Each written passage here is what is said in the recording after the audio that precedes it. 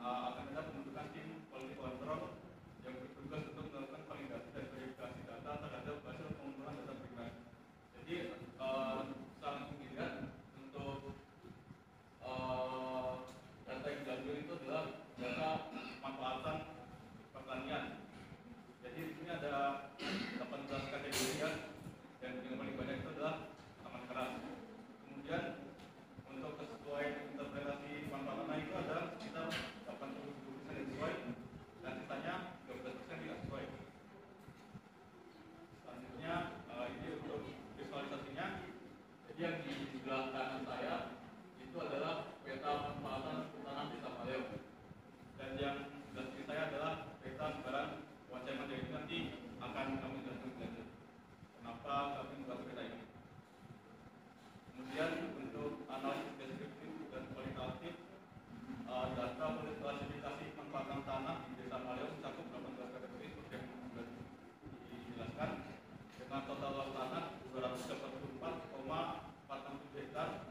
Rata-rata luas klasifikasi adalah 15,80 hektar dengan distribusi yang tidak rata.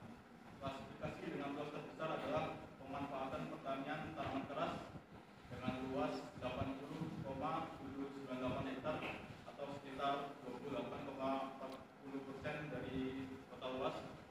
Dan klasifikasi yang paling dengan luas terkecil adalah pemanfaatan sosial kemasyarakatan dengan hanya luas 0,042 hektar atau 0,01% dari total luas.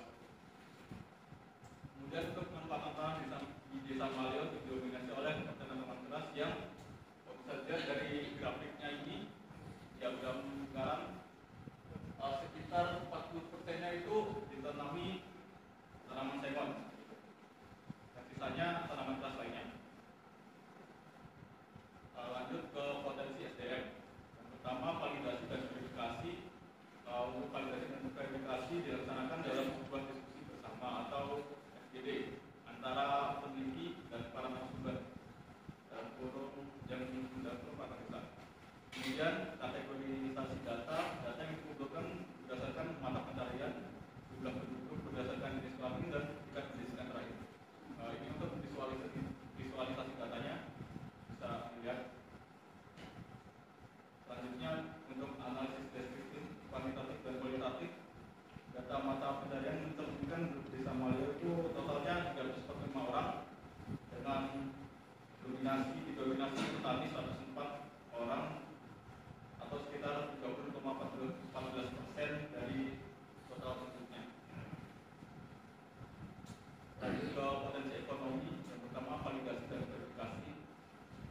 Validasi dan verifikasi dilaksanakan dalam sebuah diskusi bersama, sama kayak yang potensi SDM tadi, antara pengumpul data dan perangkat desa atau pengelola pariwisata.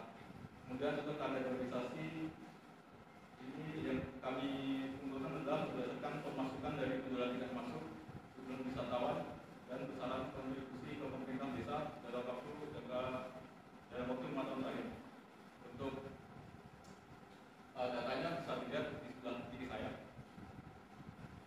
Kemudian untuk analisis datanya, desa ini terkait dengan destinasi wisata wilayah agraris di mana pemanfaatan sarana hiburan mencapai 6,6033 hektar yang berupa wisata gunung api. Untuk total jumlah wisatawan itu per tahunnya adalah 343.762 orang dengan total pemasukan tiket 2.406.334 dan total kontribusi pemerintah sebesar 688.524.000.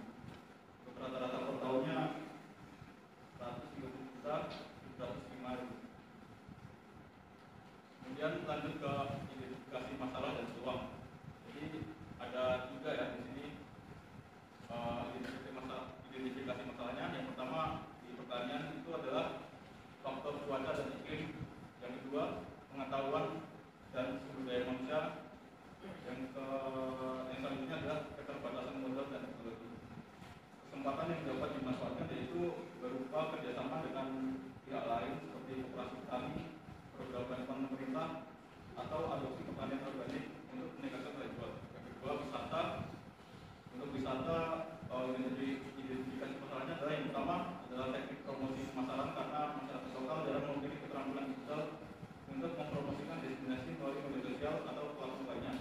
Yang kedua adalah infrastruktur yang kurang memadai, dan yang terakhir modal awal regulasi. Dari kendala yang dihadapi oleh masyarakat Desa Maleo, kesempatan yang dapat dimanfaatkan yaitu berupa kolaborasi dengan komunitas lokal untuk membentuk suatu kelompok wisata guna memanfaatkan media sosial dalam menjangkau lebih banyak wisatawan dan mampu berbondong-bondong dalam mengedepankan wisata lokal tersebut. Yang ketiga adalah potensi boncengan seperti yang tadi kami tampilkan petanya. Jadi di desa itu rata-rata adalah tanaman pemanfaatan tanaman keras itu ditanami tanaman semen. Untuk masalahnya adalah pasar dan harga fluktuatif, kemudian perawatan dan siklus panen, yaitu berhubungan juga dengan cuaca. Untuk solusi, kita akan membuat program berupa pengadaan bibit dari dinas kehutanan, diversifikasi dengan menanam semen bersama tanaman pangan, dan bergabung dengan koperasi hutan rakyat untuk akses pasar yang lebih baik. Dan ini untuk analisisnya, yang pertama untuk SDA, untuk S-nya Desa Maleo memikirkan yang dimana terdapat pertumbuhan pohon semen yang memiliki potensi untuk dimanfaatkan, juga terdapat wisata gunung api. Kelemahannya ketergantungan pada sumber air penanda hujan, sehingga potensi pohon semen di daerah Maleo terancam saat musim kemarau. Untuk opportunity-nya, masyarakat mampu memanfaatkan kondisi SDA dengan maksimal, karena masyarakat Desa Maleo mayoritas sebagai petani, sehingga dalam melakukan program telah dikuasai dengan baik. Dan yang terakhir, berikutnya keterbatasan teknologi dalam memaksimalkan SDA tersebut. Untuk SDM, tracknya adalah ketersediaan tenaga kerja lokal yang telah mempunyai basic skill dan pengetahuan tradisional tentang penanaman dan panen terhadap pohon semen, sehingga memungkinkan untuk mengembangkan potensi manfaat pohon semen. Prioritasnya adalah rendahnya tingkat pendidikan dan keterampilan teknis di kalangan masyarakat pengelola SDA. Kemudian opportunity-nya memberdayakan masyarakat dalam mengolah pohon semen dari barang mentah menjadi barang siap pakai, sehingga nilai jualnya lebih tinggi. Kemudian untuk ancamannya adalah adanya SDM dari luar yang memiliki potensi yang lebih kompeten dalam memanfaatkan potensi SDA tersebut. Kemudian terakhir dari sektor ekonomi, untuk strength-nya adalah memanfaatkan potensi SDA dengan mengelola SDA tersebut menjadi sumber pendapatan masyarakat yang membuat wisata alam dan melakukan jual beli kayu dari pohon semen tersebut. Kemudian berikutnya adalah masyarakat wilayah Maleo dapat memanfaatkan SDA dengan sempurna. Opportunity-nya adalah adanya kawasan wisata gunung api, masyarakat dapat mempromosikan melalui media digital ataupun media lainnya guna memperluas jangkauan para wisatawan. Dan yang terakhir, berikutnya adalah mengalami penurunan profit dikarenakan munculnya pesaing dan juga kerentanan ekonomi yang sangat rentan. Untuk kesimpulannya adalah yang pertama, sektor yang memiliki potensi terbesar dikembangkan adalah sektor SDA. Yang kedua, sebagian besar pemanfaatan tanah yang ada di Desa Maleo merupakan pertanian tanaman keras, yang lebih spesifik lagi kurang lebih 80 hektar luas pertanian tanaman tersebut, atau sekitar 22 hektar ditanami oleh tanaman semen. Yang ketiga, masyarakat di Desa Maleo memanfaatkan pohon semen di bidang industri perkayuan, padahal ada banyak olahan dari pohon semen yang memiliki nilai ekonomis yang lebih tinggi. Maka dari itu, sektor ini merupakan sektor yang memiliki potensi paling besar. Dan yang terakhir, dengan pemberdayaan masyarakat yang akan diterapkan, diharapkan masyarakat dapat menghasilkan olahan pohon semen agar tidak dijual secara mentah, namun sudah dalam bentuk siap pakai. Hal ini dapat meningkatkan ekonomi dan kesejahteraan penduduk Desa Maleo. Selain itu, hal ini dapat membangun reputasi Desa Maleo menjadi desa yang digital rakyat ramah. Mungkin sekian pemaparan dari kelompok kami. Jika ada pertanyaan.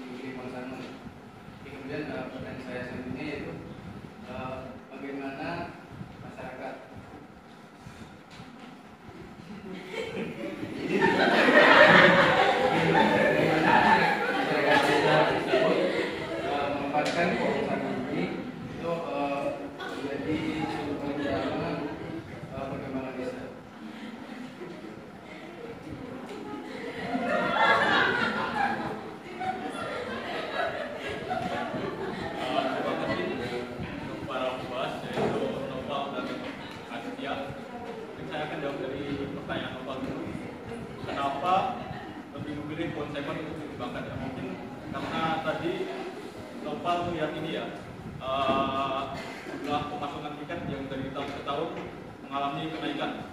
Jadi kenapa ditanyakan lebih fokus ke konsumen? Kalau menurut kelompok kami, karena di sektor wisata ini potensinya tuh tidak cukup banyak untuk digali gitu.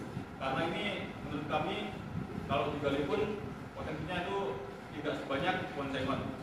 Mungkin ini ya, berkaitan juga dengan pertanyaan dari Aditya tadi, bagaimana memanfaatkannya ya? Karena kalau wisata ini kan sudah jelas nih geografi. Jadi ya untuk dilakukan program pemberdayaan itu tidak sebanyak konsumen yang tadi saya jelaskan bahwa masyarakatnya tuh menjual konsumen itu masih secara mentah gitu. Nah, itu mungkin itu ya jawaban dari Nopal, karena potensi konsumennya itu masih sangat tinggi, masih belum digali gitu ibaratnya.